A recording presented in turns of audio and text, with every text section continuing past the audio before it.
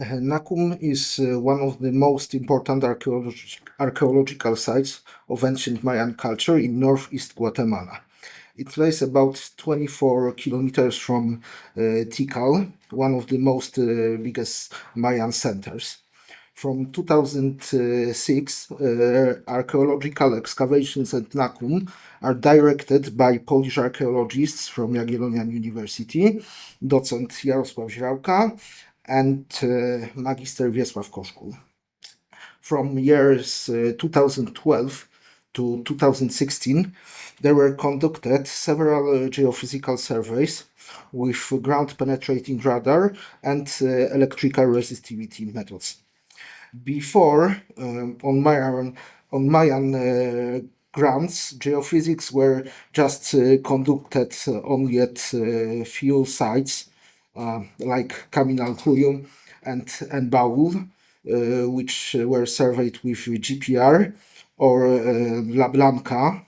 There were use of magnetometer method, and Uakshaktun, where was conducted electrical resistivity methods. And later the geophysics were conducted on just a few sites, and that shows how small percent of non-invasive geophysical methods were made on Mayan sites. So one of the main purposes of our geophysical surveys in Nakum was to check how useful these non-invasive methods can be in Mayan lower lands. As well, we tried to do some archaeological verification of the results. And some about Nakum. Nakum was first discovered in Guatemalan jungle in year 905 by a French aristocrat Maurice de Peregrini, and he made some basic plans. After that, just a few researchers were mapping Nakum till year about to early 1920s, and then it was abandoned for about 50 years when Nicholas Helmut in early 70s is back at the site. He is doing 2 reconnaissances and makes updated reports for Guatemalan Institute of Anthropology and History.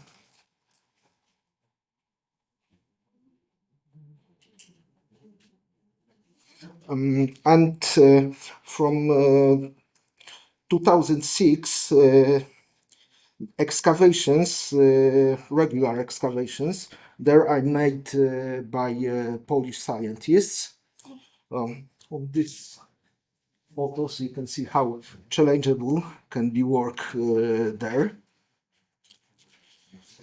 Okay. More about Nakum. Nakum consists of 2 main sectors, north sector and south sector. They are connected with Calzada. It is 250 meters long route, and it is 26 meters wide, and both sectors are extended on natural elevations. It is located near the Holmul River, which in pre-Columbian times was an important communication route and source of water in this part of Mayan lands. The northern sector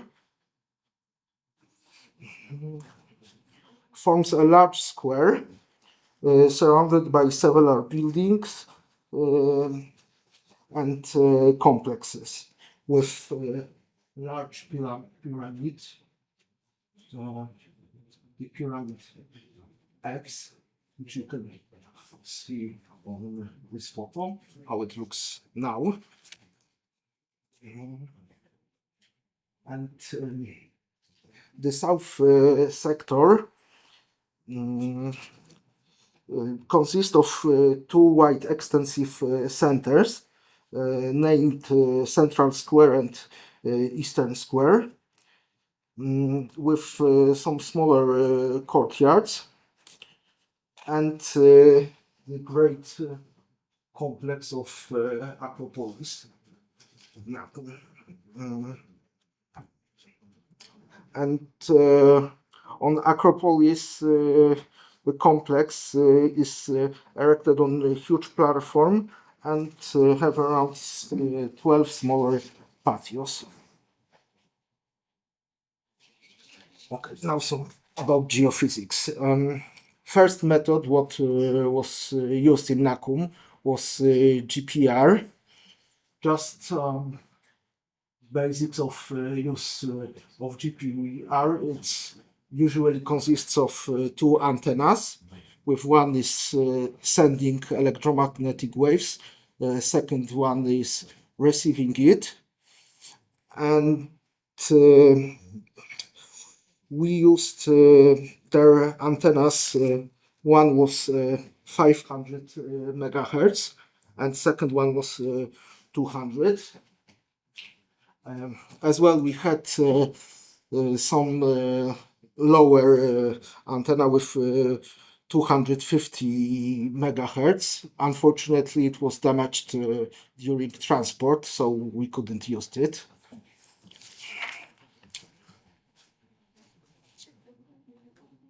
We set up on the whole sectors of Nakum several GPR profiles, which some of them was as well verified through excavations. As well, we tried to verify it with electrical resistivity. And we divided results on 6 types of anomalies. We are illustrated on this table, but the most interesting anomalies for us was anomalies type F, characteristic of void spaces such as tombs, crypts, sacrificial deposits, as well as anomalies of type A, which may reflect the occurrence of walls and other architectural relics, especially under the floors of squares. As well, one part of our research was to make GPR on places which were excavated before, just to check how deep machine can penetrate the ground. So we conducted GPR on top of Pyramid 14, where in 2006 was discovered chamber with burial. Unfortunately, the results, they are showing some kind of anomalies, but it was just 2 meters deep, as the grave chamber was about 14 meters down. As well, we conducted some geophysical profiles on the other pyramid in northern sector, on Pyramid X. And as well, the central chamber was excavated before, and there were found 2 graves. So we set up geophysical profiles on the east chamber, which we thought that there might be burial as well. these were the results of ecograms, which again shows nothing for us, but couple of years later it was excavated, and we found the grave as well. So unfortunately, on the top of the pyramids, GPR showed us nothing, and we thinking it might be caused because of porosity of whole limestone, which is there, and probably that big porosity connected with humid climate deposits a lot of water in this limestone, and it might dump the electromagnetic waves from GPR. As well, we conducted a lot of profiles on several patios, and they were excavated later. And in this case, we found some tunnels as well as channel, but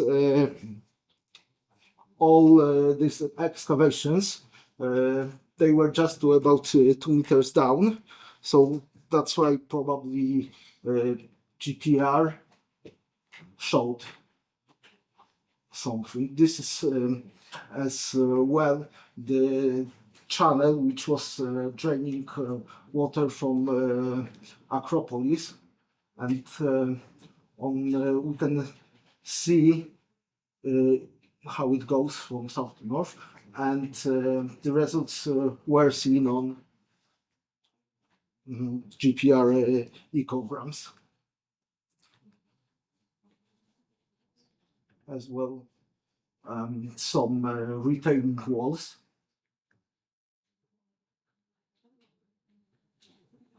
and some tunnels. Everything from results from patio. The second geophysical research what we conducted was electrical resistivity, and we made the survey with Polish device.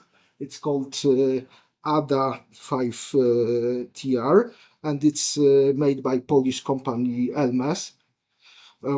It's device for shallow geophysics, and it's quite good because you can set up several different electrode systems, as well as it can collect data from one depth or from several depths, like on archaeological profiles. So we set up 2 grids on the north part of Nakum. One grid, it was on the axis of structure called bastion, and the second one on the northern group. For electrical resistivity, we used mostly twin probe system, which is the most common electrode system in archaeology, and it can give fair results to about 1 meter, maybe sometimes 2, if everything, if the geology is good for it. As well, we've done electrical resistivity tomography, which, like I said, it shows us some kind of profile.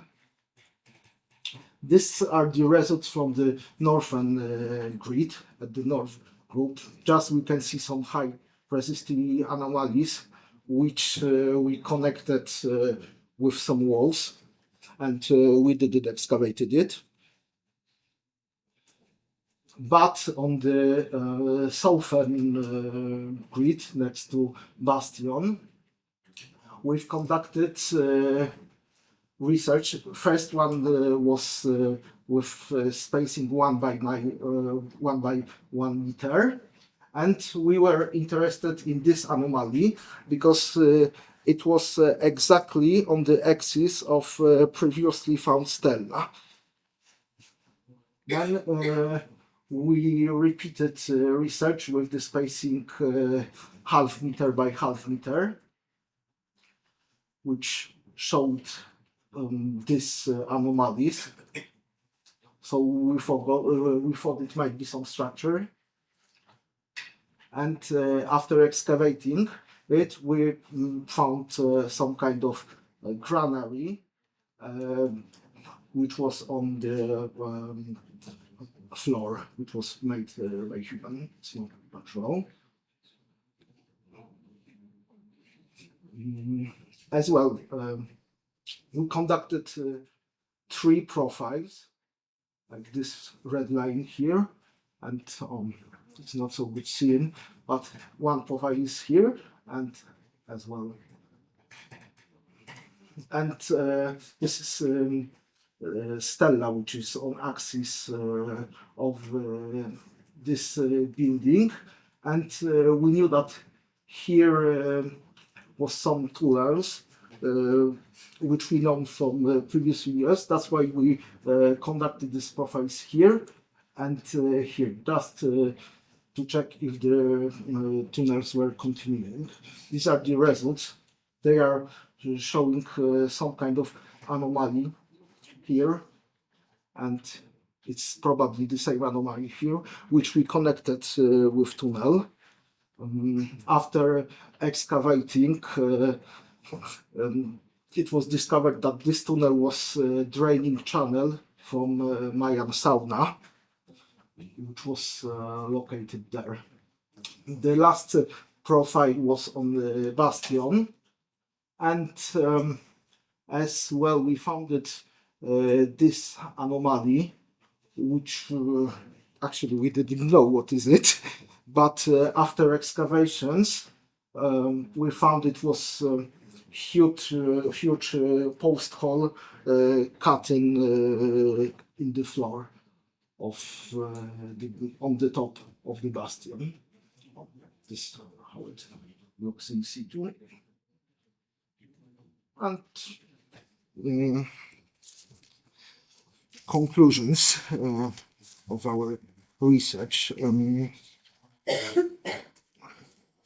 No doubt that geophysical methods there can be very useful. Unfortunately, still we need to choose good methods for hold this climate and geology there. However, this is an area that should be constantly developed, and as well with use of other geophysical methods which haven't been tested there. Also, making large-scale geophysics on these sites might tell us much more about whole Mayan archaeology. Okay, thank you for your attention.